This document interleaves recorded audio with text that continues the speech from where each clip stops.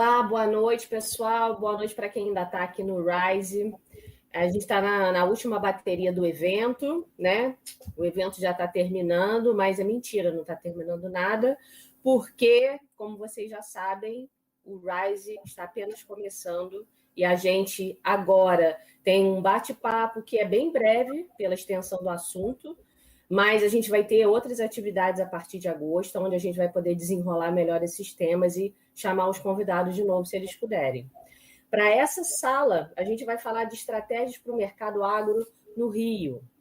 E para bater esse papo com a gente convidou o professor Ângelo Gurgel, que é engenheiro agrônomo e doutor em economia aplicada pela Universidade Federal de Viçosa, é pesquisador do MIT, professor do mestrado profissional da FGV Agro e livre docente na USP. Ângelo, muito obrigada pela disponibilidade, por bater esse papo com a gente a essa hora. A gente fica realmente muito honrado de ter você aqui. Acompanho bastante a sua produção científica e é uma produção extremamente rica, falando sempre de agricultura sustentável e do cenário econômico, então puxando a questão ambiental para a questão de negócios. E a gente vai ter aqui uma plateia de empreendedores ou futuros empreendedores do agro. Então, esse papo com você vai ser muito inspirador, certamente, para todos nós. Então, gente, canetinha, papel aí, porque o que ele falar, vocês vão anotando, tá? Porque é dica certa de bom negócio. Ângelo, muito obrigada. Gente, pode... Rapidinho, Ângelo, rapidinho. Vamos comentando, vamos perguntando, porque durante a fala do Ângelo, a gente vai interrompendo ele de vez em quando para trocar uma ideia, tá bom? Ângelo, desculpa aí. Sempre. Obrigada. Muito obrigado, Mônica. Eu que agradeço o convite para participar. Eu acho que é uma oportunidade muito legal da gente trocar algumas ideias, trazer alguns pensamentos aqui sobre agricultura e oportunidades no agronegócio em geral, não só para o Rio de Janeiro, mas para o Brasil como um todo. Tá? Mas aqui a gente vai tentar mostrar o que existe de potencial que pode ser aproveitado no Rio de Janeiro. Mas vamos ficar à vontade para fazer um bate-papo. No que eu for colocando as minhas ideias aqui, algumas bastante malucas, futuristas talvez demais para alguns, mas o que eu for colocando as ideias, se vocês tiverem alguma colocação, alguma dúvida, alguma pergunta para fazer, fiquem bem à vontade. A Mônica leu um pouquinho do meu currículo aí. O interessante é que quanto mais longo é o currículo, mais a gente se esconde atrás dele, porque parece, ele é para causar impressão e na hora que a gente começa a falar, a gente vai comer, nossa, falou tanto no currículo que se eu falar alguma besteira aqui agora, não vão acreditar no currículo. Às vezes o currículo me leva assim, engenheiro agrônomo, pronto, e acabou, tá certo? Mas não se assustem com o currículo, isso é simplesmente você escolher ir numa direção e perseguir ela e acabar acumulando uma série de coisas ao meio do caminho. Eu acho que nesse acúmulo a gente acaba criando percepções de mundo que talvez sejam úteis para que outras pessoas possam formar suas próprias percepções a partir das nossas ideias. Então, bom, avancei do slide de título aí, né? Bom, primeiro, pessoal, o tema de hoje do evento é agronegócios, né? Eu acho que é muito oportuno o evento ter sido organizado colocando grandes temas e eixos, como meio ambiente, saúde e agronegócios. Na verdade, hoje é quase que impossível a gente falar de agronegócios e de oportunidades que a gente tem de empreendimento no agronegócio sem tocar na agenda de meio ambiente e sustentabilidade. E a gente sempre vai ter uma interface com saúde, mas muito mais hoje com meio ambiente e sustentabilidade. Então, tudo que eu vou falar aqui vai ser uma perspectiva de oportunidades e desafios para se empreender no agronegócio, já pensando que sustentabilidade é uma parte que tem que estar inserida nesse desafio, tá certo? Então, vamos pegar o agronegócio, essa interseção que a gente vê nessa figura aqui, ela hoje é muito maior, tá? Não é só esse espacinho que está aí. Como pano de fundo, porque eu pretendo dividir aqui com vocês, eu vou apresentar agora um esqueminha que faz parte de apresentações que eu faço sobre o tipo de estudo que eu realizo, que tenta mostrar o seguinte: existem milhares de oportunidades, como também desafios, quando a gente pensa em agronegócio e sociedade e meio ambiente, tá certo? Aqui, como é que a gente pensa na hora que a gente está fazendo um estudo mais de comportamento dos agentes econômicos, eu, você, todo mundo, quando veste o chapéu de consumidor, ou de produtor, ou de empreendedor, ou de trabalhador para algum empreendedor, como é que a gente enxerga uma atividade como o agronegócio? Ela começa a partir do uso de recursos naturais representados nessa figura, de forma bem simples, pelas áreas de vegetação natural. Eu poderia ter colocado aqui também água, ar, matérias-primas minerais necessárias para o agronegócio, mas vamos começar de forma simples, abstrair tudo isso em essas duas peças. Tá certo? Áreas de vegetação natural, sejam áreas de florestas ou áreas mais do tipo de savanas ou pastos naturais, pampas, seja o que for, certo?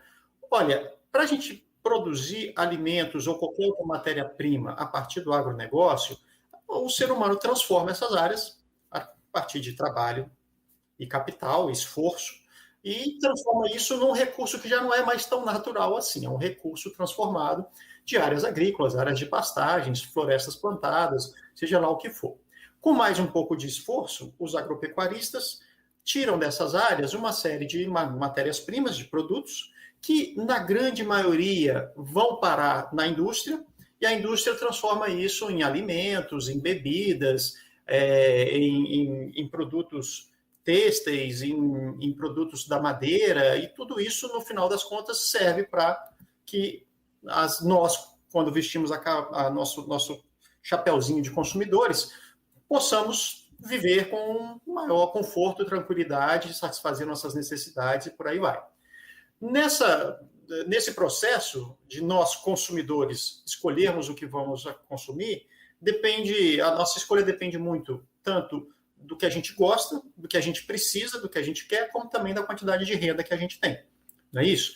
Então, de acordo com a nossa renda, a gente escolhe diferentes quantidades, tanto desses bens com origem na agropecuária, como também bens e serviços que não tem nada a ver com a agropecuária. Tá certo? Essas escolhas nos levam para, às vezes, querer produtos mais naturais, como uma das setinhas mostra aqui, as carinhas felizes ligadas a produtos que vêm diretamente do setor rural.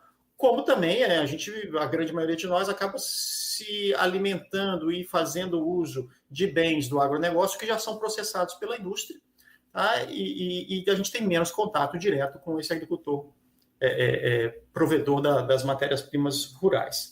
Notem que só nesse esquemão aqui, só o que está aqui até agora, e ainda vai aparecer mais coisa interessante, a gente tem milhares de oportunidades de negócios já consolidados, tradicionais, ou que já existem modus operandi bem estabelecidos. Então, a gente tem desde o mercado de transformação do uso da terra, a gente tem esses mercados, a gente tem a possibilidade de criar plataformas ou aplicativos que encurtam o espaço, a distância entre quem compra e quem vende terras para uso no agronegócio. A gente tem oportunidades de negócios aqui na transformação da terra, uma série de serviços que podem ser prestados aos produtores rurais para que eles desempenhem as suas atividades. Então, não preciso ser um produtor rural, mas posso trabalhar prestando serviço para um produtor rural, como, por exemplo, alugando máquinas e equipamentos, ou alugando a minha hora de uso de máquina e equipamento, eu sendo o provedor e o próprio operador dessas máquinas e equipamentos. Dentro da porteira, a produzir essa série de alimentos aqui nesses esquemas de fundo verde, também tem uma série de atividades que podem ser providas, prestadas ou inventadas para se melhorar a produtividade do agricultor. Você colocar sensores ou formas de administrar a propriedade de forma a aumentar a produtividade e a eficiência do processo. Então, a agricultura de precisão trabalha exatamente em cima desses processos, como na indústria, no setor de processamento, aí existe um leque ainda maior de oportunidades, porque você pode inventar coisas novas nesse setor de processamento. Você pode inventar formas de pegar esse produto natural e transformar ele em um produto novo que ainda ninguém inventou e fornecer para o consumidor. Nessa linha, por exemplo, estão as carnes artificiais hoje, ou as carnes baseadas em matéria-prima vegetal, que são simplesmente carnes de laboratório em que você trabalhou com uma série de ingredientes vegetais que imitam sabores, quando combinados, o sabor, textura, cheiro e consistência da carne de origem animal. Né?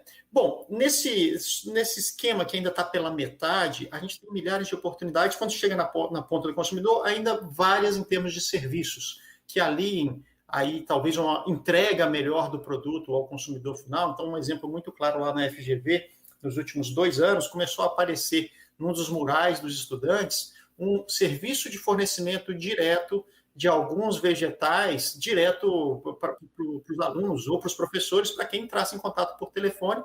A fazenda entregaria direto aqueles produtos num dia da semana, ia deixar uma cesta em determinado lugar direitinho. Então, o serviço de entrega, através de um aplicativo, eles criaram esse serviço de entrega direto, em que você, ao invés de comprar no mercado, ou na quitanda, ou na feira, alguém entrega para você o produto direto da fazenda. Então, tudo isso aqui são formas, digamos assim, já tradicionais, já consolidadas, que você pode gerar de empreendimentos ou de investimentos para se ligar ao agronegócio, desde a sua ponta inicial de fornecimento de insumos até a ponta final, que é o consumidor. Tá? Bom, mas existem muitas outras oportunidades de negócio surgindo que vão além desses links que estão aqui. Tá? A gente sabe que essas áreas de vegetação natural também prestam uma série de serviços para a sociedade. Esses serviços são chamados de serviços ecossistêmicos, ou serviços ambientais, ou algum outro nome bonito que a gente invente, mas são serviços necessários para a sociedade como um todo. E aqui vem sequestro de carbono, purificação da água, prevenção de erosão, amenidade climática, biodiversidade, e uma série de coisas que essas áreas de vegetação natural estão provendo e que nós, como seres humanos, precisamos, ou as atividades nas quais a gente precisa para sobreviver, como a agricultura, precisam desses serviços ambientais para que sejam capazes de funcionar direito. E, além disso, nós, seres humanos, já realizamos uma série de serviços e atividades nessas áreas de vegetação natural.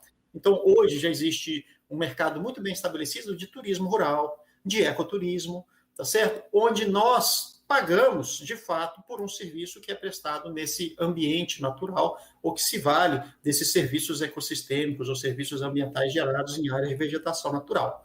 E boa parte das áreas de vegetação natural estão dentro de propriedades rurais, então podem ser prestadas por produtores rurais. Mais do que isso, um produtor rural, ele é obrigado, por lei, a manter uma área preservada, mas ele não tem interesse de vender serviços naquela área, como, por exemplo, serviços de ecoturismo, porque não é o business dele. O business dele é vender o produto agrícola dele. Ora, por que não um empreendedor arrendar a licença de usar essa área para um turismo rural ou para um ecoturismo, tá certo? Remunerando parte da remuneração que ele obtém com a venda desse tipo de serviço, ele remunera de volta o dono daquela propriedade. Então, existe uma série de oportunidades que existem hoje, seja por conta da lei, seja por conta da existência das áreas naturais, seja por conta do serviço de produção, que podem ser aproveitados como oportunidades de investimento. Todas elas, vejam bem, ainda no formato tradicional. Como assim no formato tradicional? Em mercados que já estão estabelecidos. Eu compro serviços de turismo rural, eu compro alimentos, eu compro produtos baseados no uso de madeira, certo? E aqueles serviços ecossistêmicos que ainda não possuem um mercado? E aqueles serviços ecossistêmicos que ainda a gente não conseguiu empacotar ele de uma forma para vender para o consumidor? Bom, é aqui que eu acho que estão as grandes fronteiras a serem exploradas pelos jovens empreendedores de hoje, ou pelos empreendedores da minha idade, mas que ainda têm a cabeça jovem para inventar coisas novas. Do que eu estou falando? Olha, um dos grandes problemas que a sociedade enfrenta hoje é um problema ambiental, tá certo? E os problemas ambientais, o problema ambiental em geral cobre não só mudança climática, escassez de água, poluição da água e dos rios, poluição do ar, má qualidade das condições de sustentabilidade no meio urbano, excesso de lixo, excesso de plástico, e todos esses são problemas ambientais, tá certo? Todos os problemas ambientais... Tem uma pergunta, Mônica? Não, pode seguir. É minha cadeira aqui que acho que fez barulho. Todos esses problemas ambientais que a gente enfrenta, eles quando a gente estuda eles do ponto de vista da economia, a gente agrupa eles dentro de um problema chamado externalidade. O que é externalidade? É quando eu, no papel de consumidor, ou de produtor, ou de empreendedor, quando eu tomo uma decisão, eu gero uma consequência para outros na sociedade, mas eu não arco com os custos dessa consequência, se for uma consequência negativa, ou eu não me aproprio dos benefícios, se for uma consequência positiva. Em outras palavras, quando um agricultor está produzindo alimentos na sua propriedade, ele, em geral, vai usar químicos que vão gerar algum tipo de poluição, ou ele vai estar criando gado, esse gado vai estar gerando metano na medida que ele processa o seu alimento, e tanto o metano quanto esses químicos, se forem baseados em nitrogênio, aumentam a concentração de gás de efeito estufa, que gera um efeito negativo de aumento da temperatura terrestre, que gera um efeito negativo para a sociedade como um todo, seja em aumento de eventos de eventos extremos, ou próprio aumento da temperatura, perda de produtividade, seja o que for. Certo? Ou seja, na hora que a gente toma a decisão de produzir um bem e precisa usar nitrogênio ou criar gado, a gente vai gerar poluição, essa poluição é ruim para todo mundo. O agricultor não paga o custo dessa poluição que ele está gerando, ou o custo que ele está, através dessa poluição, imprimindo para o resto da sociedade por conta da mudança climática. Como eu também, consumidor, quando compro o produto desse agricultor, também sou, de certa forma, culpado por esse processo, mas eu não estou pagando no preço desse produto esse efeito negativo que ele gerou. Por outro lado, um produtor agropecuário que resolve deixar um pedaço da sua terra sob vegetação natural, aquela vegetação natural está gerando uma série de efeitos positivos para a sociedade, como sequestro de carbono, aumento da biodiversidade, proteção da água, infiltração da água no solo, controle de erosão, mas nenhum desses benefícios que são para a sociedade como um todo são apropriados completamente pelo produtor. Tá certo? Essa é uma externalidade positiva nesse caso. Então, a poluição é uma externalidade negativa, e os efeitos benéficos de alguma ação nossa são externalidades positivas, das quais a gente não consegue captar os benefícios dela. Na externalidade negativa, a gente não capta o custo. Isso quer dizer que as nossas decisões, quando a gente tem problemas ambientais ou benefícios ambientais, por elas não levarem em conta os custos dos malefícios ambientais ou os benefícios das coisas boas ambientais que a gente está gerando, a gente tende a gerar poluição demais e benefício de menos. E isso faz com que os nossos mercados se organizem, os preços se equilibrem, a gente oferte e demande quantidades que não são as ótimas para a sociedade, porque a sociedade não está incorporando os custos das externalidades negativas, nem os benefícios das externalidades positivas. Bom, por que eu estou falando tudo isso? Porque se a gente quiser resolver problemas ambientais, a gente precisa internalizar a externalidade. A gente precisa pegar esse benefício que eu gerei ao cuidar do meio ambiente e conseguir captar isso com preço de mercado e me pagarem por esse benefício. Ou o prejuízo que eu gerei para a sociedade com a minha poluição, eu tenho que ser capaz de arrumar um jeito de precificar esse malefício e eu ter que pagar a conta quando eu estou gerando ele. Só quando a gente conseguir internalizar as externalidades ambientais é que a gente vai resolver o problema da poluição, seja poluição da água, do solo, do ar, seja mudança climática, seja erosão dos rios, seja perda de biodiversidade, seja o que for. Quer dizer que, no mundo ideal, se a gente fosse pensar assim, o que eu quero para o futuro, no mundo, para a gente resolver esses problemas? Eu quero ter certeza que eu consegui internalizar todas as externalidades. Vamos pegar o exemplo mais simples que tem. E o mais premente hoje, o mais discutido na mídia hoje, mudança climática. Se eu quiser resolver o problema da mudança climática, eu tenho que pensar num mundo futurista, no qual cada grama de CO2 que eu gerar a mais pela minha ação de consumo ou de produção, eu tenha que pagar um preço equivalente ao custo que essa grama de CO2 traz para a sociedade, tá certo? Que assim eu vou ter incorporado na minha decisão o custo que eu estou imprimindo para a sociedade, ou cada grama de CO2 que eu sequestrar, seja na minha atividade agrícola, seja através do plantio de árvores, seja o que eu fizer, eu seja pago o preço de carbono desse sequestro que eu gerei. Para isso, eu vou ter que aprender a medir esse carbono, a mensurar esse carbono, a verificar esse carbono, a acreditar esse carbono. Olha a quantidade de oportunidades que eu tenho aqui para se empreender na direção de eu ser capaz de medir, mensurar, quantificar, registrar, negociar, comercializar, tá certo? Esse carbono. Eu estou falando de apenas um problema ambiental, carbono. Pensa em relação à água, poluição do solo, poluição do ar, excesso de plástico e de lixo. Todos esses problemas, existe uma solução, pelo menos teórica ou utópica na cabeça de uns hoje, que é você conseguir internalizar a externalidade que elas causam. Internalizar significa ser capaz de mensurar, medir, certificar, registrar. E aí, eu quero terminar essa figura aqui com um exemplo bem bacana disso. Nós, na sociedade, já temos uma certa consciência, já consumimos ou já valoramos na nossa cabeça, na nossa percepção, na hora das nossas escolhas, em algum grau, cada um de nós, já dá um valor arbitrário, tá certo? Ou já tem uma sensibilidade sobre os serviços ecossistêmicos que hoje não têm preço, que ainda não estão internalizados.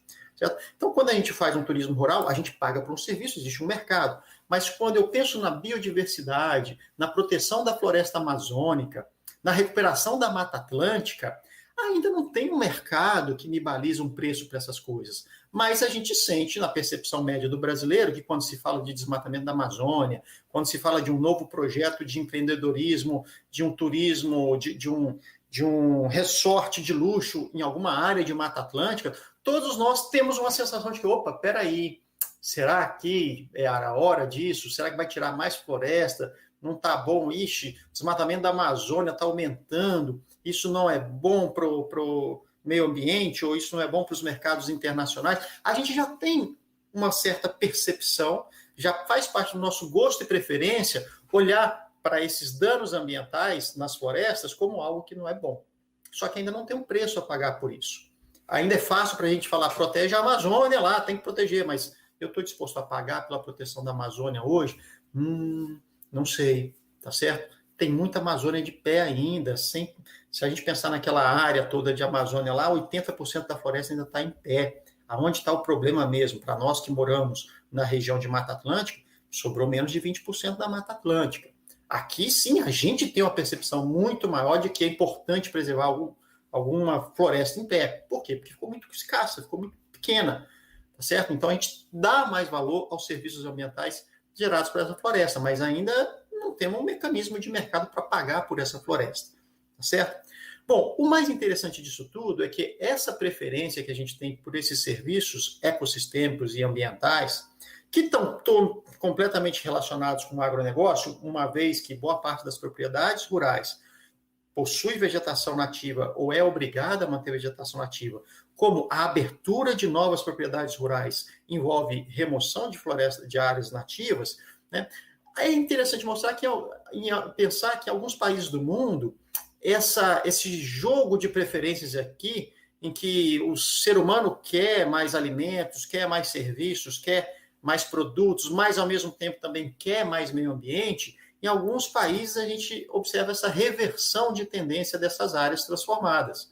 Então, se você olha para os Estados Unidos como um todo, para a União Europeia como um todo e para a China, nessas 3 regiões do mundo, há todo ano um ganho de área de vegetação nativa em relação de secundária, uma vegetação já transformada, mas um abandono de áreas de produção agrícola para áreas de regeneração. Então, nessas regiões, você pode pensar, nossa, então já existe uma consciência maior, uma preferência maior pelos serviços ambientais, por isso a gente vê uma reversão de áreas de produção para áreas de vegetação natural. Bom, essa é uma forma de enxergar, mas não é a história completa.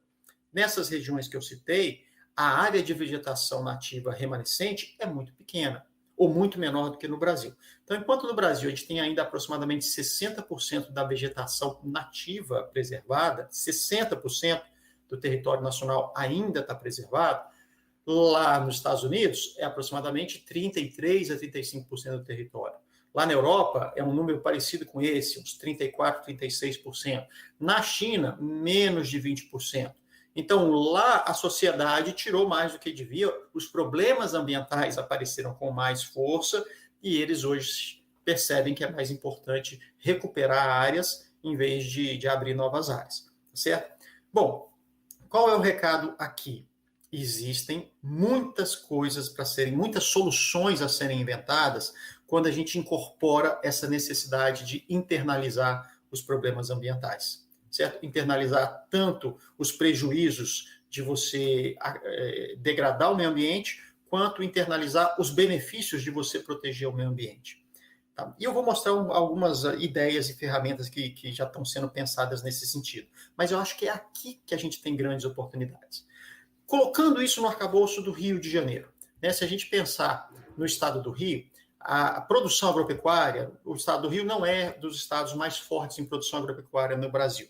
Quer dizer que ele é um estado que não é relevante? Não, ele é bastante relevante, principalmente para o abastecimento urbano. Então, muitos dos produtos que são gerados no Rio de Janeiro, não no estado do Rio de Janeiro, os produtos agropecuários, são voltados a atender populações urbanas concentradas nas cidades e de produtos que são muito perecíveis, que não podem ser transportados em grandes distâncias.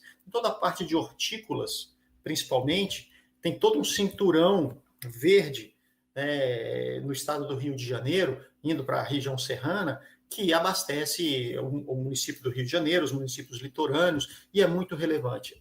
Além disso, o estado do Rio de Janeiro ainda tem uma produção significativa de cana-de-açúcar, mandioca, arroz, feijão, milho, batata, laranja, banana, tá certo? Enquanto que as propriedades do Rio, aproximadamente metade, um pouco mais delas, certo? Aproximadamente metade ainda se dedica à pecuária.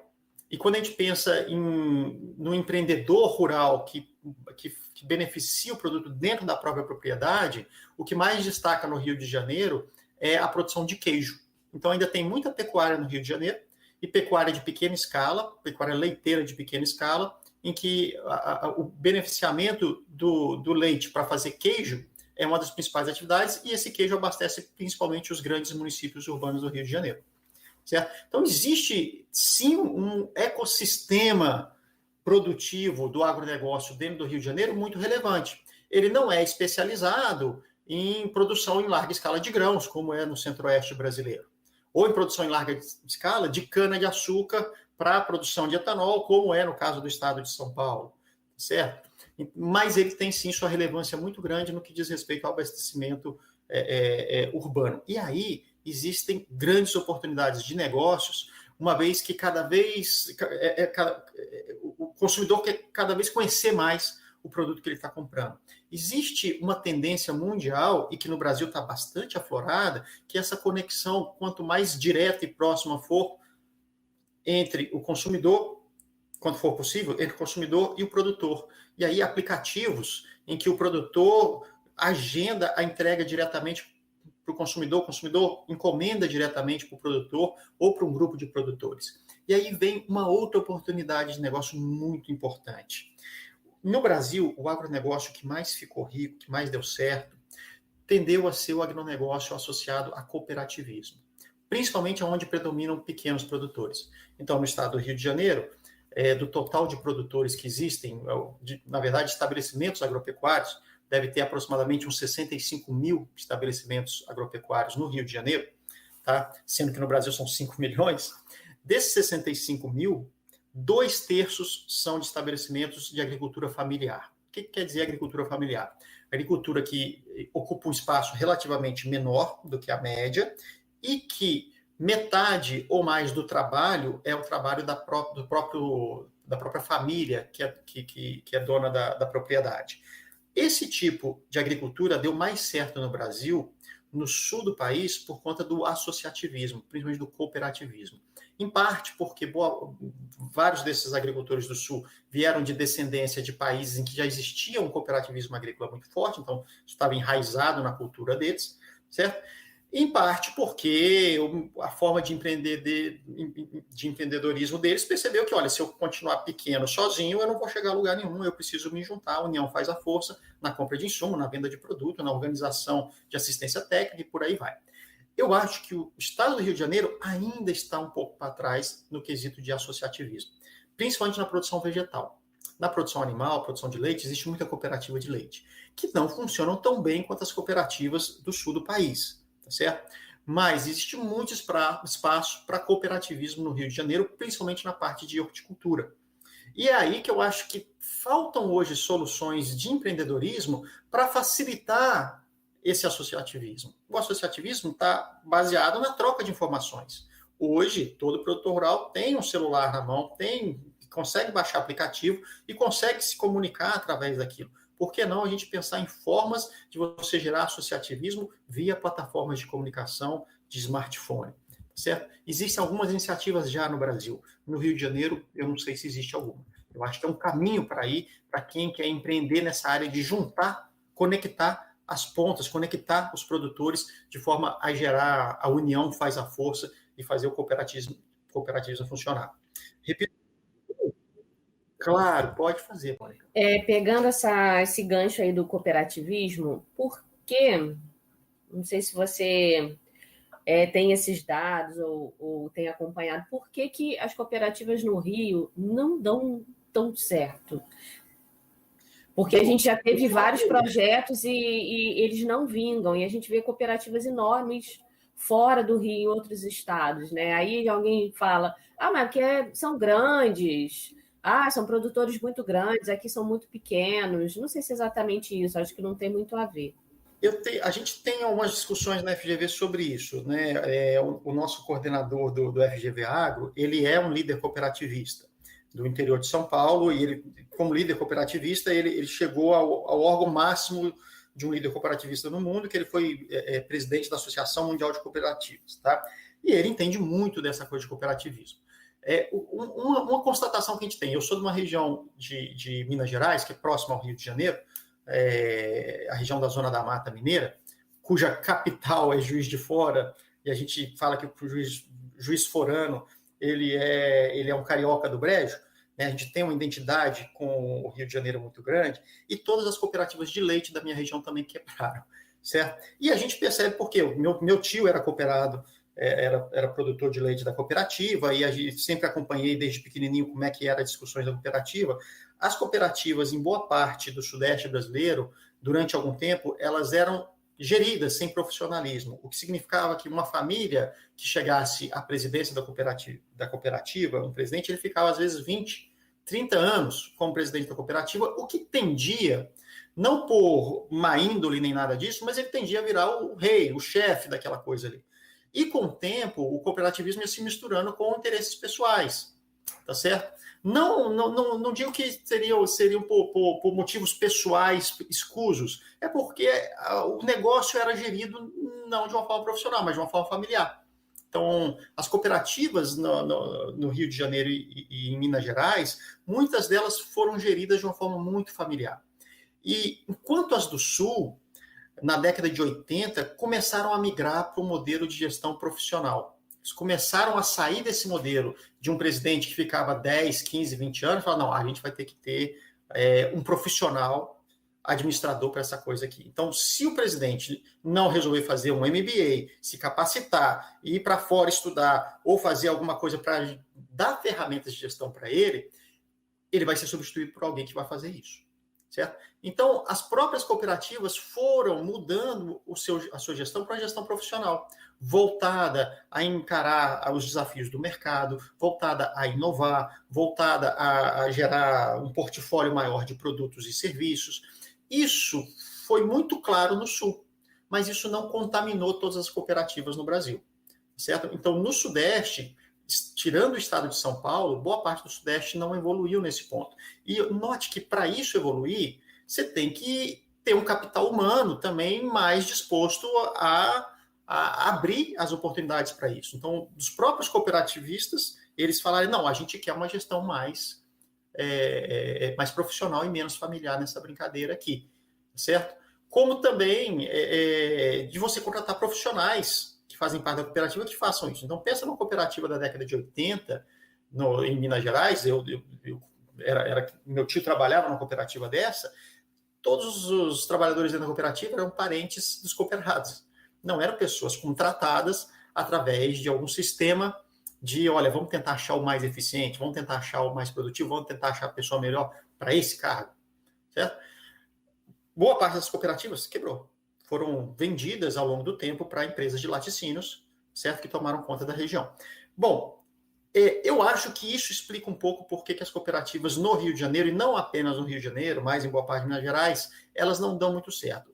Quando você pensar em criar uma cooperativa, um associativismo, você já tem que pensar qual é o modelo de gestão que a gente vai colocar nesse cooperativismo e qual é a cultura empreendedora de cooperativismo que a gente tem que trazer para os associados, para que eles transformem a cooperativa ao longo do tempo em uma forma de empreender. Então, a cooperativa tem que ter uma alma empreendedora, senão ela vai ficar estagnada.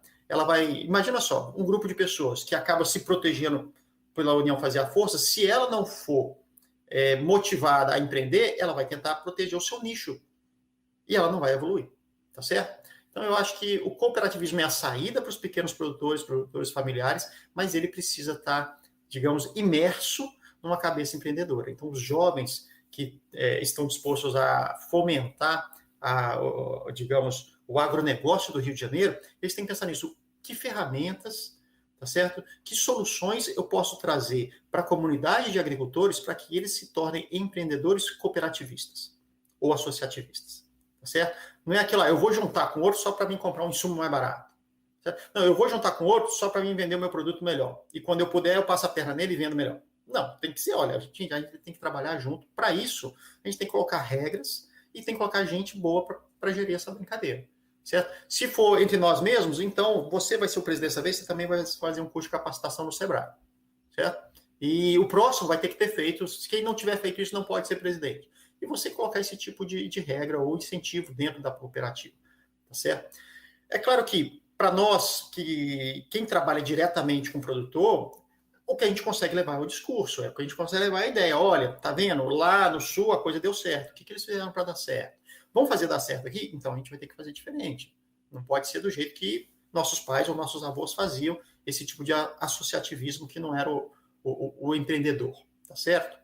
Não sei se eu te respondi, Mônica. Respondeu sim, pode seguir. Não quero quebrar o seu raciocínio aí não, tá? Não, é isso aí. Nós estamos exatamente nessa parte de falar, olha, pensar em soluções para o Rio de Janeiro, elas passam, na minha opinião, pela capacidade de juntar os produtores em torno de uma causa comum. Não é fácil fazer isso, mas também a gente pode pensar como uma oportunidade de negócios, tá certo? Que tipo de ferramentas, que tipo de serviços eu posso prestar que leve a essa junção, que leve a essa liga, que leve a esse fomento ao empreendedorismo, tá certo? Bom, eu vou passar para a próxima imagem para fomentar um pouco a ideia de agricultura e meio ambiente de uma forma um pouco mais profunda, tá? Essa imagem aqui, pessoal, está mostrando essa interface com a série de detalhes, tá? Do agronegócio, da produção agropecuária, florestal,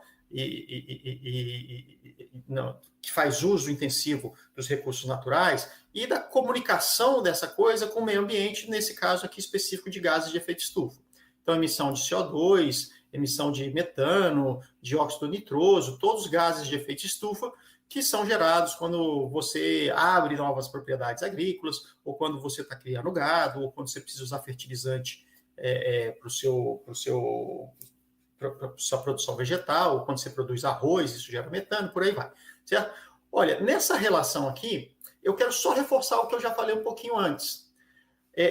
A agricultura, ao mesmo tempo que ela gera essas externalidades negativas de gases de efeito estufa, e não paga pela conta disso, o que nenhuma atividade hoje no mundo paga, em geral, a não ser com algumas poucas exceções, tá? Ela é bastante impactada negativamente pelo clima, principalmente por um clima instável, que é consequência de mudança climática. Então, acho que todos vocês têm acompanhado nos últimos 5, 10 anos a quantidade de desafios ambientais que apareceram no Brasil, no sentido de mais enchentes, mais secas, mais eventos extremos do tipo aparecer um tornado onde nunca se tinha visto antes no Brasil, uma chuva de granizo completamente fora de época que cobre de gelo uma determinada região e aquilo fica parecendo neve. Todos esses eventos climáticos extremos tendem a ser cada vez mais exacerbados com a mudança climática. Então, a agricultura, ao mesmo tempo que é parte do problema, ela também é bastante vulnerável ao problema de mudanças climáticas. Tá? E se a gente quiser resolver esse problema algum dia, e a gente quiser chegar às metas que foram traçadas nos acordos, como o Acordo de Paris, de conter a mudança, o aumento da temperatura em apenas 2 graus em relação ao período pré-industrial, ou 1,5 grau, que é mais desafiante ainda, se a gente quiser fazer isso, tá certo? Utopicamente, a gente vai ter que ser capaz de cobrar por cada grama de CO2 que a gente emitir e receber um crédito por cada grama de CO2 que a gente sequestrar. E a agricultura está cheia de oportunidades de sequestro de CO2, certo? Faltam hoje ferramentas que permitam a gente mensurar, monitorar, registrar, colocar isso no cartório, colocar isso na bolsa. Faltam hoje ferramentas que deem soluções para a gente fazer essa contabilidade do carbono na agricultura, principalmente do que sequestra de emissões na agricultura.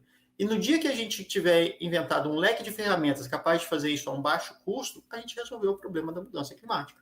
Porque aí cada agricultor vai ter um incentivo de, ao invés de usar um excesso de nitrogênio, ele vai fazer cobertura vegetal. Sabe o que é isso? Ele planta um tipo de planta no inverno que depois ele só passa em cima dela, cortando, deixa ela decompor e ela gera o próprio nitrogênio para a cultura que ele quer plantar no verão. Isso é uma solução que já existe, já é uma tecnologia conhecida.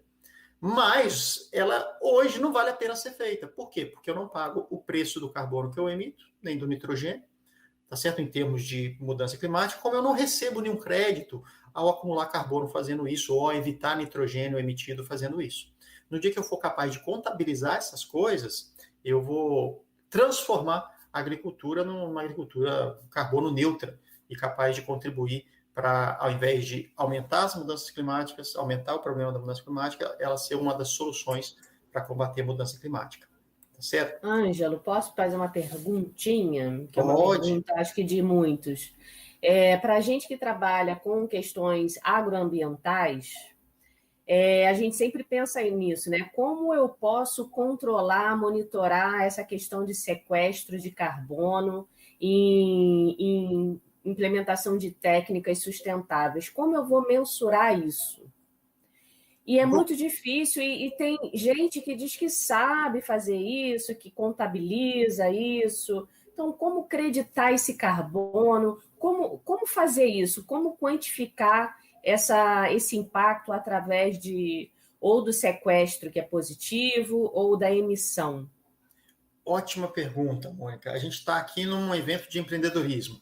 Olha, já existem ideias, já existem ferramentas que permitem você começar a resolver o problema, mas o problema ainda não está resolvido. Então, a sua pergunta, na verdade, é uma pergunta que eu volto para todo mundo. Gente, precisamos achar uma forma de fazer isso. E eu vou mostrar alguns caminhos, tá certo? Já existem ferramentas que nos fazem chegar bem perto disso.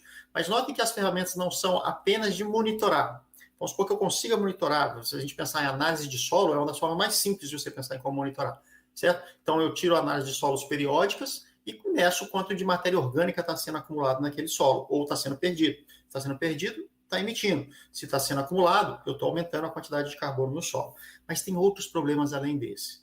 Por exemplo, como é que eu garanto que esse carbono que eu estou sequestrando hoje vai ficar no ano que vem, daqui 2 anos, daqui 3 anos, e se eu vender a fazenda e alguém mudar a técnica? Ou se eu quiser colocar outro produto ali, mudar a atividade, certo? Como é que eu garanto a permanência desse carbono? E para poder certificar e vender ele para alguém? Mais do que isso, como é que eu crio todos os contratos, todos os processos de verificação, todos os processos de contabilidade que garantam que um banco, se eu quiser vender para ele esse crédito de carbono, para ele vender no mercado mundial, ele possa comprar esse crédito de mim. Então, existem uma série de ferramentas que a gente ainda precisa inventar, de contratos que a gente precisa traçar, de formas da gente garantir que essa coisa vai acontecer. A boa notícia, a ideia já está aí e todo mundo já percebe que ela é factível. Faltam criar as ferramentas, os modelos de negócios, os contratos que vão garantir essa coisa ficar de pé. E ela ser, digamos, custo efetivo, ou seja, valer a pena pagar por ela. Eu vou mostrar ainda, daqui a pouquinho, vou mostrar para vocês algumas ferramentas que já foram inventadas nessa direção, que ainda não são perfeitas, que ainda podem ser aperfeiçoadas, tá certo? Mas uma coisa muito importante, um dos grandes gargalos dessa brincadeira é esse problema da continuidade futura. Então, em todos os fóruns mundiais onde se fala sobre isso, se coloca muita dúvida a respeito de o quanto que eu posso confiar que esse carbono sequestrado vai ficar lá para sempre. Ora, no dia que eu conseguir criar uma mensuração, um monitoramento, uma forma de medir cada gota de CO2 que sai, cada gota que entra, eu não preciso mais me preocupar por quanto tempo esse carbono vai ficar. Certo? Porque se eu consigo saber quando que ele está entrando no sistema e quando que ele está saindo, quando ele sair, eu pago por ele. Quando ele entrar, eu recebo por ele. Tá certo? Então, parte dos problemas que a gente tem hoje para pensar na solução é porque a gente pensa na solução parcial. Tá certo? Eu quero vender créditos de carbono, mas eu tenho que garantir para o cara que esse crédito vai ficar para sempre. Olha, se eu tivesse uma capacidade de monitorar todas as fontes e todas as fontes de emissão e todas as fontes de sequestro, eu não ia precisar pensar em quanto tempo ele fica. Eu pago toda hora que sair do sistema, eu recebo toda hora que entrar no sistema. Tá certo? Toda hora que o CO2 for jogado para a atmosfera, eu estou pagando. Toda hora que o CO2 for colocado para debaixo da terra, eu estou recebendo. E pronto, resolvi o problema dessa dúvida de quanto tempo ele fica. De qualquer forma, para chegar nesse mundo perfeito, nós vamos ter que passar por esse mundo intermediário em que eu preciso dar algum grau de confiança. E aí já existe solução também. Você faz uma espécie de um seguro sobre aquela... Você tem 100 créditos de carbono sendo sequestrados, né? Você sequestrou 100 unidades, você faz um seguro de forma que se você perder parte daquilo, você está coberto por esse seguro. Ou você pega 100 e você recebe por 50 e os outros 50 ficam de margem de segurança. Então já existem mecanismos pensados em como você manejar essas incertezas. Eu acho que a grande beleza da coisa, ainda tem muita pergunta para a gente responder, ainda tem muita chance da gente empreender em cima disso. Mas eu vou mostrar como é que a gente está caminhando do ponto de vista tecnológico nessa direção daqui a pouquinho, tá bom? Bom, eu mostrei no slide anterior essa brincadeira aqui que tá mais ênfase na produção, no meio ambiente, e tem essas carinhas felizes do lado direito, somos nós quando a gente está com o chapeuzinho de consumidor, certo? Vamos pensar em algumas oportunidades por esse lado do consumo. Eu já falei de algumas aqui, você conectar produtor e consumidor de uma forma mais direta através de aplicativos, mas olha o tamanho do desafio que a gente tem. Tá? Cada vez mais a ciência está ficando mais segura de que uma mudança de dieta do ser humano, uma mudança de comportamento nosso, uma mudança daquilo que a gente prefere consumir na direção de mais alimentos vegetais e menos alimentos animais é algo mais saudável do ponto de vista do meio ambiente. E aí, vários estudos também mostram que é mais saudável do ponto de vista da saúde humana, tá certo? Da nossa condição física humana. O que isso quer dizer? Que se eu sou um empreendedor, mais no setor de serviços, e começo a pensar em como influenciar ou prover ao consumidor mais esclarecido produtos cada vez menos intensivos em proteína animal e mais intensivos em proteína vegetal, eu tenho um grande nicho de mercado se formando. Como também, quando eu junto a área de consumo com a parte produtiva, é possível pensar em alguns sistemas produtivos da pecuária que são sequestradores de carbono, ou são neutros em carbono. E aí, se tiver um consumidor que gosta muito da carne, mas ele tem uma consciência ambiental maior do que os demais, ele vai estar disposto a se engajar no consumo do meu produto, que é mais ambientalmente correto, do que do sistema tradicional de pecuária, que está associado a um grau de emissão de gás de efeito estufa, saúde humana deteriorada e uma série de problemas que podem estar associados a esse tipo de produção. Notem que não existe uma bala de prata de transformar o mundo aqui. Não, todo mundo tem que virar vegetariano e isso vai salvar o mundo. Não vai. Porque dependendo do lugar, dependendo da região, dependendo de como se faz a produção agrícola, a produção vegetal pode ser tão ruim quanto ou pior do que a produção animal. Como também a produção animal feita em alguns sistemas, ela é tão boa quanto várias produções vegetais em termos de pegada ambiental. Certo? Então, existem nichos para várias opções diferentes de produtos, certo? Ainda que sejam de proteína animal, certo? Para você conseguir ter uma pegada ambiental de qualidade. Isso quer dizer que a gente precisa de ciência para não só gerar esses sistemas produtivos, mas também para monitorá-los, certificá-los, comunicá-los ao consumidor, vendê-los ao consumidor da forma correta. Então, o mundo ideal, esse mundo que eu falei de que entra uma gota de carbono, sai uma gota de carbono, ele talvez seja o homem pensando na década de 50, como é que ele ia pisar na Lua, certo?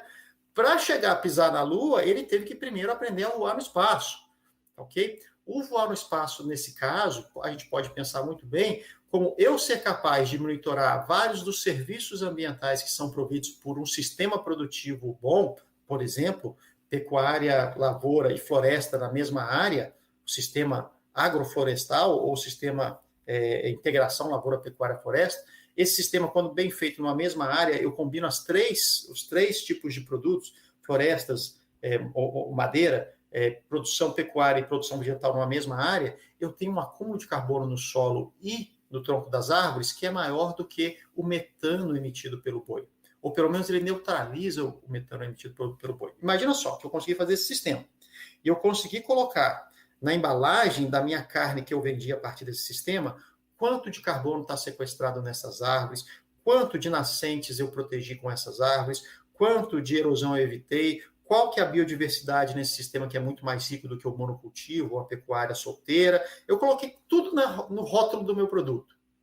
Mandei essa carne lá para a Europa e na prateleira lá na Europa vai ter uma carne americana que não consegue ter nada disso. Certo? Olha, se o consumidor europeu for realmente mais consciente ambientalmente, ele vai estar disposto a pagar alguma coisa a mais por essa carne que está rotulada com todos os seus benefícios ambientais. Então, eu preciso aqui de ciência, tecnologia e empreendedorismo para gerar esse sistema, para monitorar esse sistema, para certificar esse sistema, para achar o comprador lá fora para vender esse produto direto para esse cara. Certo? Olha quantas oportunidades que eu tenho de negócio aqui, quantos desafios também eu tenho nessa brincadeira. Só para ter... Oi, pode perguntar. Eu falo, você fala. Pode falar. Para não perder a questão da certificação, o André pergunta que você conhece algum caso de certificação de crédito de carbono, por exemplo, para recuperação de pastagem? Não, André, ainda não tem. O mais próximo disso é o selo Carne Carbono Neutro da Embrapa, que ele foi formatado e foi concebido pela Embrapa com um grupo de pecuaristas que resolveram adotar a integração lavoura-pecuária-floresta para recuperar seus pastos. Certo? Então, não é a recuperação de pastos só para manter como pasto, é um sistema produtivo que saiu do pasto e combinou pasto, culturas e florestas, e eles certificaram essa carne e estão explorando vender ela para um nicho de mercado europeu. Certo? É o sistema que eu conheço. Da recuperação de pastagem apenas, ainda não conheço nenhum, mas eu não tenho dúvida que é possível você fazer algum tipo de certificação em torno do quanto de carbono você consegue armazenar nos solos com a recuperação, de um sistema de manejo mais sustentável e por aí vai, tá certo? É claro que toda certificação ela só fica de pé se tiver uma ponta demandante, tá certo? Então aquelas carinhas felizes do meu primeiro slide tem que ter gosto e preferência por essa coisa, senão ela não vai virar. Né? Então, na consciência ambiental, né, enquanto a gente não criar uma consciência ambiental da pessoa preferir comprar a carne de uma carne que talvez seja um pouquinho mais cara, mas que vem do sistema produtivo mais sustentável com recuperação de pastagem do que de pastagem degradada, também não vai adiantar muito a gente colocar o selo, tá certo? Tinha uma outra coisa interessante que me veio à cabeça, mas eu já estava falando de outra, me perdi aqui. Tinha um outro exemplo que eu queria dar nessa linha. Bom, me fugiu. Tá? Daqui a pouco, quem sabe, ele volta. Tá? Mas eu acho que se não tem, dá para a gente criar. Está aí uma oportunidade de trabalhar nessa temática. Tá certo? Lembrei.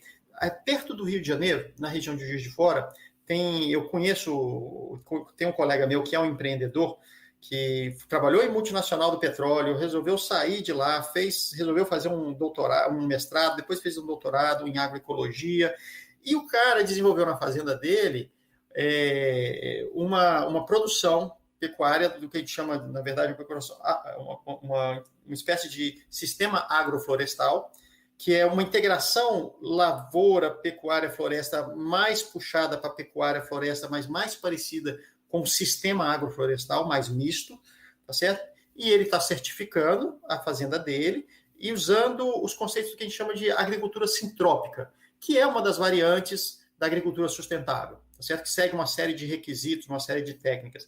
Parte dessas técnicas são você imitar o sistema de pastejo dos ruminantes selvagens.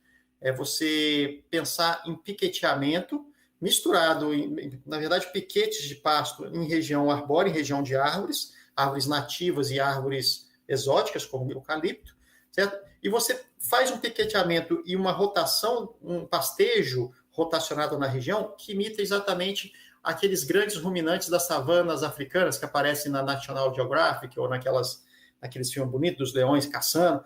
Né? Você vê que os ruminantes lá, eles entram num super pastoreio, uma grande manada que encontra um capim alto e rapidamente abaixa aquele capim e passa para o próximo pedaço de terra e vai indo, vai indo, vai indo. Você imita isso na natureza, você imita isso no sistema produtivo da pecuária, já é algo bastante estudado por pesquisadores internacionais, tem um ecólogo internacional muito famoso nessa área, e ele percebeu que esses sistemas produtivos na África, nas savanas e em regiões de pastos degradados, você consegue, fazendo piquetes menores, com super pastoreio de 1, 2 dias, você consegue imitar esse sistema de pastejo dos ruminantes selvagens e a carga de matéria orgânica que esses ruminantes deixam por ficar confinado em grande quantidade, em pequeno espaço de tempo naquela área, ajuda a recuperar aquela área mais rápido e a natureza a se recuperar com menos intervenção de insumos externos, como adubação das pastagens, tá certo? Então já existem modelos que ainda não são os dominantes, justamente porque não se paga pelos benefícios ambientais que eles geram, mas já existem modelos por aí afora que podem ser pensados e que a gente precisa fazer agora. Como é que eu formato esse modelo de uma forma que ele possa se tornar conhecido e o consumidor queira, prefira esse modelo e esteja disposto a pagar por ele, certo? Bom, não sei se eu te respondi, mas o que eu conheço sobre esses sistemas até o momento é isso. Só para terminar essa parte aqui de oportunidades de consumo, aqui eu mostro dois outros gráficos interessantes. O primeiro, o de cima, é de um estudo científico mostrando que dietas mais sustentáveis são aquelas dietas que vão no lado para a direção de vegetais, mas a figura à esquerda, o gráfico à esquerda embaixo, ele está mostrando que antes desse problema da dieta, de você mover de uma dieta para uma dieta vegetal mais ambientalmente correta, a gente tem um problema grave, se tornando cada vez mais grave na sociedade, certo? Enquanto o problema de desnutrição, certo? Ou um peso aquém do desejável, ele tem caído ao longo do tempo na sociedade, o problema de obesidade e sobrepeso só tem aumentado. Isso quer dizer que a gente, na média, está comendo cada vez mais do que aquilo que a gente necessita. E será que não existe algum tipo de solução, algum tipo de serviço que eu possa prestar para justamente otimizar melhor esse uso dos alimentos, para poder desincentivar as pessoas a passarem do ponto na sua dieta em que traz para elas problemas de obesidade, sobrepeso ou problemas de saúde associados? Então, o nosso problema, talvez antes de resolver a sociedade migrar mais de uma sociedade que se alimenta de proteína animal para proteína vegetal, talvez a gente migrar para uma sociedade que tem os incentivos corretos para evitar o excesso de alimentação, para evitar a gente produzir uma quantidade de alimento que só está trazendo mal para as pessoas, porque as pessoas estão exagerando na quantidade de alimento. Notem que tudo isso, pessoal, quando a gente fala em oportunidades de consumo, mexe com gosto e preferência do consumidor. Existe uma forma cruel de se fazer isso, que é você taxar os produtos, você colocar uma imposição, não se pode comer carne na segunda-feira, ou coloca um imposto sobre a carne, coloca uma trava sobre o comportamento das pessoas.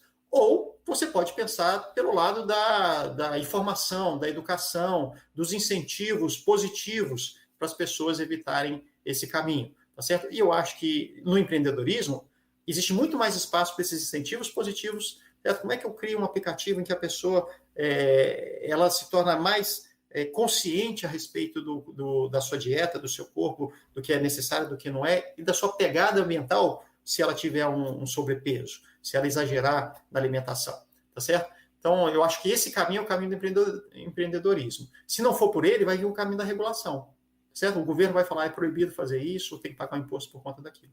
Que é uma forma também de atingir os objetivos no final. Mas ela muda o comportamento pelo chicote, certo? E não pela cenoura, pelo incentivo de você correr atrás daquilo que é bom, tá bom? Bom, o gráfico da direita está só mostrando a mesma ideia de que a linha pontilhada é o que a gente precisa para uma dieta saudável na sociedade e o que a gente produz hoje é maior do que a sociedade necessita, a distribuição ainda não é adequada por problemas de renda, tá certo? Problemas de distribuição de renda em geral, mas a gente já produz mais do que o necessário para a gente viver bem na sociedade. Passando para oportunidades do lado produtivo, aí eu vou voltar em algo que eu já falei aqui. Na agropecuária existem diversas soluções já muito bem mapeadas no mundo como um todo, do que a gente chama de Nature ou Natural-Based Solutions. São tecnologias, práticas, técnicas que você produz reduzindo a sua pegada ambiental do ponto de vista de emissões de gás de efeito estufa e muitas vezes ainda trazendo benefícios em termos de meio ambiente relacionados à qualidade do ar, biodiversidade, qualidade da água e do solo. Tá? Esse gráfico aí, ele surgiu em 2017 num estudo lançado numa revista internacional famosa, e o que foi interessante nesse estudo é que eles tentaram estimar ou mapear em todos os países do mundo qual seria o potencial de redução de gás de efeito estufa por diferentes práticas, tecnologias, que, se adotadas, são tecnologias mais amigáveis da natureza.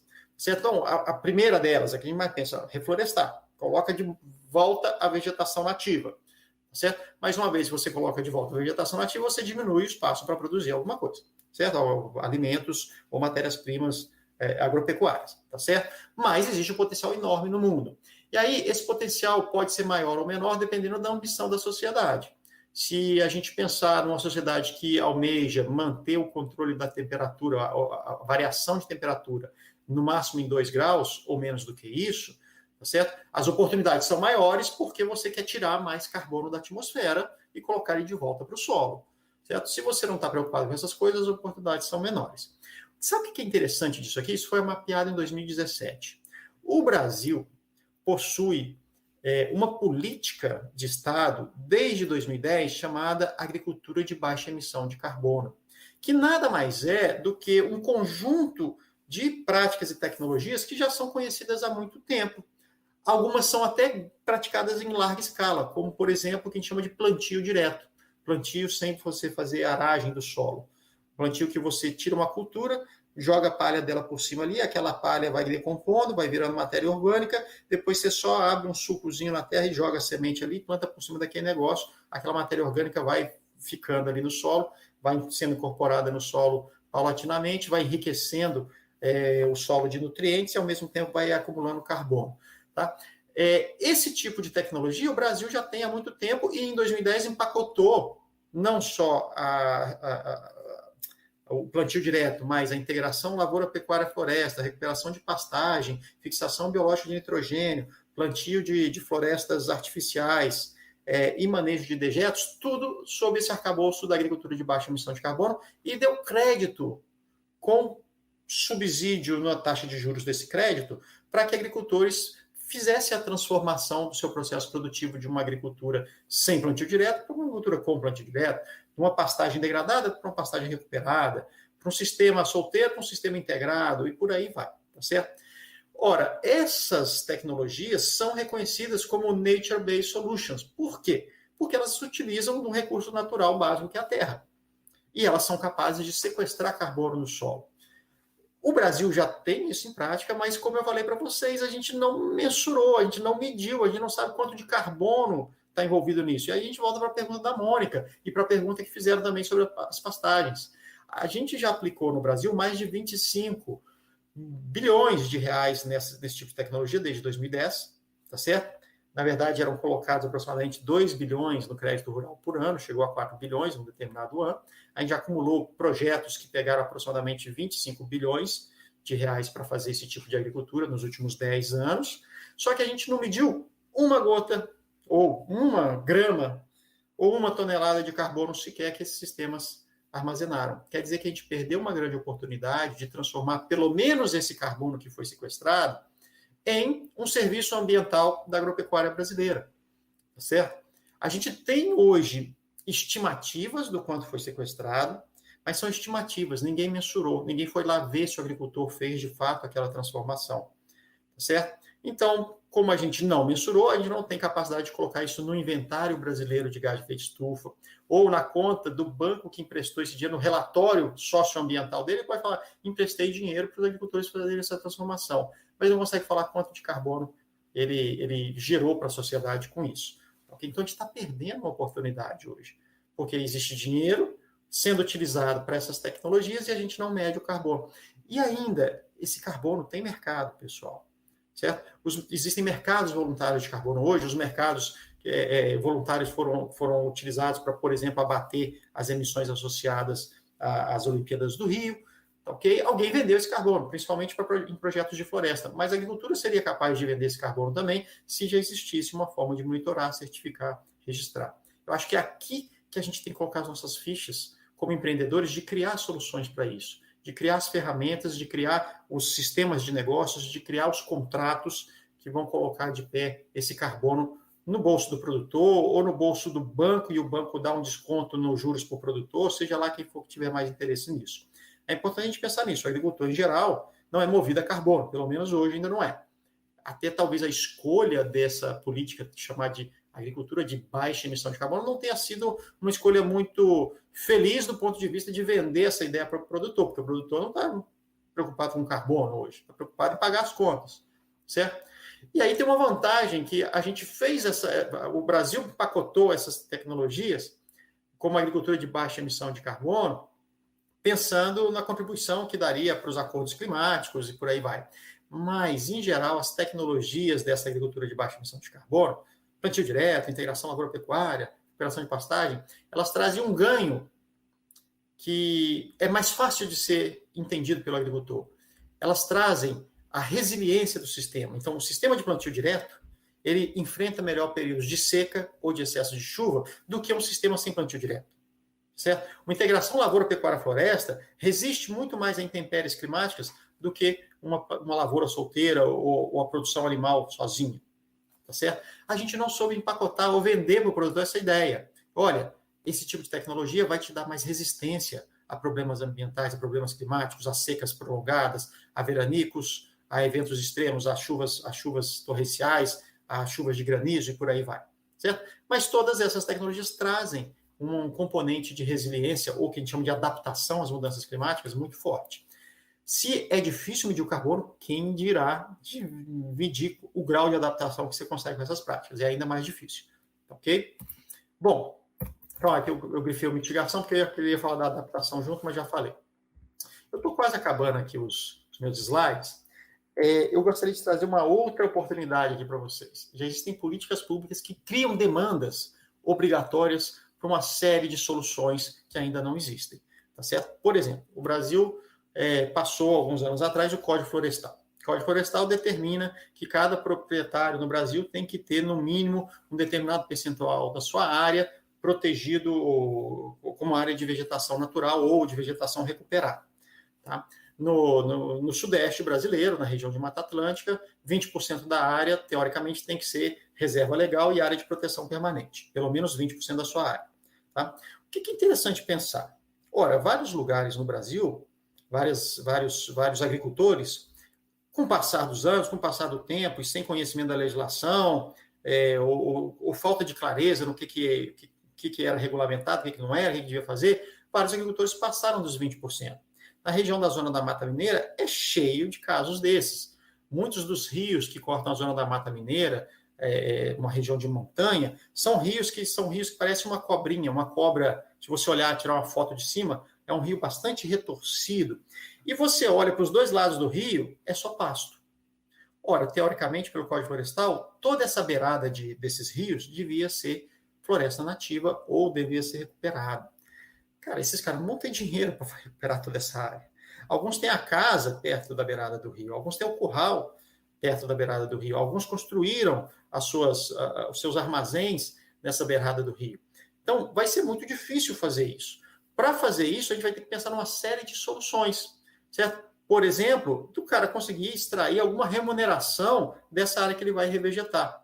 Se ele for revegetar essa área para fins de reserva legal, metade dela pode ser com espécies não nativas da região e que podem gerar algum tipo de retorno econômico. Agora, imagina só, você é um pequeno produtor de leite nas serras do Rio de Janeiro, ou nessa região da zona da Mata Mineira, que é bastante vizinha ao estado do Rio de Janeiro, e você tem que recuperar parte da sua área que está degradada, tá certo? E você pensa, nossa, se eu plantar aqui algumas espécies frutíferas, certo? Exóticas, 50% da área, pô, eu vou conseguir produzir aqui, né, a partir dessas, né, umas carambolas, umas mangas, umas pitanga, uma jabuticaba, dá para produzir? Dá. Agora, se você é pecuarista de leite a vida inteira, putz, você vai querer virar um produtor de frutas de uma hora para outra? Provavelmente não. Mas agrônomos, empreendedores, administradores da região podem pensar, olha, eu estou disposto a fazer isso. Eu faço um contrato de parceria com esse produtor, eu garanto para ele, devolver para ele essa área toda recuperada, tá certo? E ele deixa eu usar essa terra para produzir essas frutas e eu vou comercializar, marketear, vender, colher essas frutas. Eu faço o processo todo de recuperação da mata nativa com um aproveitamento de 50% disso para espécies exóticas que gerem algum tipo de lucro, certo? E o agricultor pode continuar sendo o produtor do que ele era antes, seja pecuarista de leite, seja o que for, ele não precisa entrar num business que não é o dele ou que ele não tem vontade de entrar. Sabe onde está acontecendo isso? No interior de São Paulo, nas usinas de cana-de-açúcar, ou nos produtores de cana-de-açúcar que precisam recuperar sua área, mas não estão dispostos a virar um outro produtor que não seja de cana-de-açúcar. Certo? Então, estão surgindo agrônomos formados na região ali de Piracicaba, das Unesp da vida, que estão montando modelos de negócios em que eles assumem a tarefa de recuperar a mata nativa para o produtor rural e eles exploram essa mata nativa dentro do que é permitido por lei, da reserva legal, com espécies que geram algum tipo de valor comercial, tá certo? E ao mesmo tempo, o produtor não está precisando pagar nada do bolso dele para recuperar aquela área. Certo? Olha que interessante. Agora, para esses arranjos surgirem, uma série de problemas precisam ser solucionados. São problemas no âmbito do empreendedorismo. Lá no estado de São Paulo, por exemplo, começou com iniciativa pública. O governo do estado de São Paulo, a Secretaria de Meio Ambiente do estado de São Paulo, começou a mapear vários sistemas produtivos, sistemas agroflorestais, que combinam agricultura e floresta, que eram capazes de gerar algum grau de lucro, e começou a fazer as análises de investimentos dessas coisas. Quanto que retorna se eu plantar aqui carambola, pitanga e não sei mais o que nessa área, nessa região de São Paulo, e isso gerar uma produtividade média da região de tanto. Quantos de produto eu vou tirar, quanto esse produto vale no mercado, qual que é o retorno desse investimento, tá certo? Na medida que a Secretaria de Agricultura mapeou isso e mostrou para os usineiros e para os produtores de cana que vendiam para a usina, esse cara fala, putz, muito legal, muito bonito, eu sei que eu tenho que recuperar, mas eu não quero virar produtor dessas coisas aí, vai me dar muito trabalho, eu não sei fazer isso, eu preciso aprender. Certo? E aí começaram a surgir essas oportunidades de negócio que agrônomos viram isso uma oportunidade e se tornaram empreendedores nessa linha. Certo? Imagine que nessa linha tem uma série de problemas que têm que ser resolvidos. Certo? Contratos, produção de mudas, o escoamento dessa produção, marketear essa produção, colocar o valor ambiental dela e vender para consumidores mais conscientes, que você vai estimular a recuperação das áreas de mata nativa na região da Mata Atlântica. Certo? Então, tem muita oportunidade para você trabalhar dentro de uma política pública que está dada, que é o Código Florestal. Tá certo? Iniciativas parecidas estão surgindo no Mato Grosso também, tá? De se pagar pelo serviço ambiental fornecido pelaquela área nativa, mas quem vai pagar por isso? Você tem que empacotar os benefícios ambientais dessa área no produto da sua fazenda, senão ninguém vai pagar por isso. Tá ok? Bom, agricultura de baixa emissão de carbono, eu falei no slide anterior, é uma política pública no Brasil. Os programas de combate ao desmatamento, que infelizmente no momento a gente não sabe o que tem sido feito deles. A destinação de áreas para preservação ambiental. O que essas áreas vão virar se tiverem pessoas morando lá? Então a gente tem no Acre muitas reservas extrativistas. Algumas reservas estão virando áreas de pecuária, porque os extrativistas perceberam que não dá dinheiro extrair. Então, você tem que pensar que solução que eu tenho que trazer para essas áreas para que elas continuem gerando algum tipo de renda e desenvolvimento econômico para quem está dentro delas. E aí, ecoturismo. A gente tem milhares de áreas de preservação no Brasil que não são exploradas com turismo. O modelo nos Estados Unidos é completamente diferente. Você cria parques de preservação natural, mas explora eles com turismo pesado, inclusive com caça e pesca lá dentro.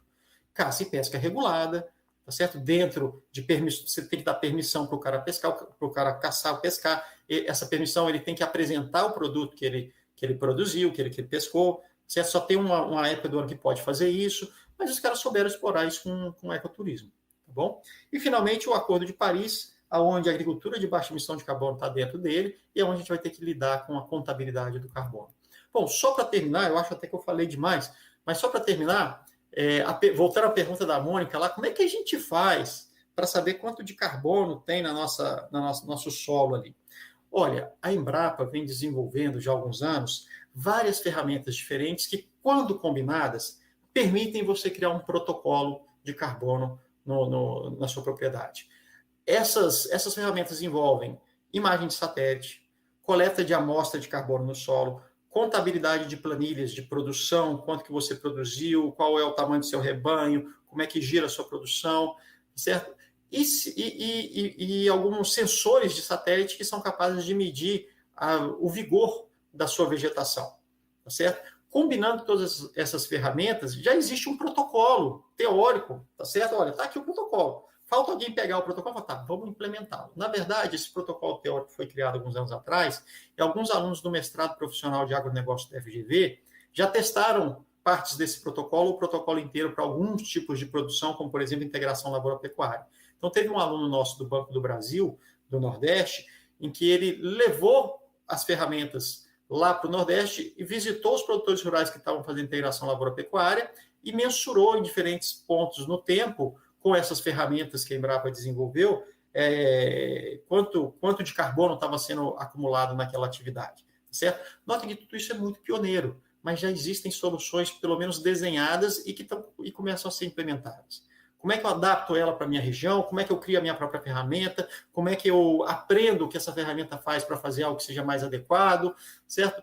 É uma questão de se debruçar em cima disso como cientista, como pesquisador, como empreendedor, como entusiasta do assunto, tá certo? Para você conseguir gerar essas soluções. Só para dar um exemplo para vocês, o AgroTag, que é essa ferramenta que está aqui em cima, é uma ferramenta de celular. Você registra as informações da propriedade, ela consegue mapear através de um Google Maps, e você marca os pontos, e é engraçado, ela te permite monitorar com fotos o que está acontecendo. Então, você plantou, você tira uma foto. Aí, daí, 3 meses, você quer mostrar o quanto que cresceu, para aquele tipo, existe um protocolo, para aquele tipo de foto, existe um protocolo que só vai deixar você tirar a foto se você estiver apontando para o mesmo lugar e mais ou menos na mesma posição que você estava antes. Não adianta você tentar virar a câmera e tirar do vizinho, se o vizinho fez bem feito ou você fez errado. Certo? Que o celular não vai registrar aquela foto, ela não vai entrar na base de dados, vai permitir você criar uma sequência de fotos que certifique o que você está fazendo. Então, é interessante, são tipo de ferramentas que estão surgindo, que servem para a gente tentar ir nessa direção de casar o meio ambiente com o agronegócio de uma forma que eles estejam umbilicalmente ali misturados, tudo junto misturado, e quem sabe, em larga escala, a gente vai ter o Produto Brasil reconhecido por essa pegada ambiental, certo? Pela capacidade de produzir muito e, ao mesmo tempo, produzir de forma sustentável. Na verdade, o meu sonho é esse, ao invés de a gente ser reconhecido como um país que tem os melhores jogadores de futebol, que tem mulatas, que tem carnaval, o ideal seria ser reconhecido pelo campeão da agrosustentabilidade, né? Ou, digamos, uma potência agroambiental com essas duas coisas bem casadas. Para chegar lá, a gente tem milhares de oportunidades de negócios para desenvolver, tá certo? Bom, eu acho que era isso que eu tinha para falar, agora eu sou todo ouvidos para ver o que vocês têm para comentar e fazer pergunta e debater com vocês qualquer ideia que vocês tiverem aí. Ângelo, absolutamente sensacional, tá? Quem ficou aqui conosco teve talvez a melhor aula sobre crédito de carbono e agricultura sustentável da vida. Muito obrigada mesmo. Super sensacional, objetivo, falou para os empreendedores, para os cientistas, trouxe vários insights, várias ideias. Eu já estou aqui cheia de ideia também. Muito obrigada mesmo. Só que a gente tem o horário da sala e a gente tem que encerrar meu anjo Gabriel que manda.